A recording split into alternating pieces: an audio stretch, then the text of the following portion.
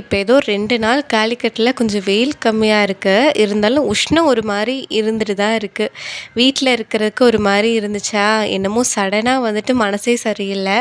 ரீசனே தெரியாம நமக்கு கஷ்டமா இருக்கும்ல, அந்த மாரி நாள் தான் இன்னைக்கு. அத யோசிச்சு யோசிச்சு இன்னும் மன உளைச்சல் ஆகுறதுக்கு கம்முனு வெளிய கிளம்பி போயிடலான்னு சொல்லிட்டு, ஈவினிங்க்கு மேல என் ஹஸ்பண்ட வர சொல்லி பீச் போயிருந்தோம். போறதுக்கு முன்னாடி இந்த ஸ்வீட் கார்ன்லாம் வாங்கிட்டு தான் உள்ள போனதே. எங்களுக்கு வந்து இந்த பேப்பூர் பீச் வந்து ரொம்ப ஸ்பெஷல். ஃபர்ஸ்ட் ஆஃப் ஆல் எனக்கு ஏன்னா நான் ஃபஸ்ட்டு பீச்சுன்னு பார்த்ததே இங்க தான்.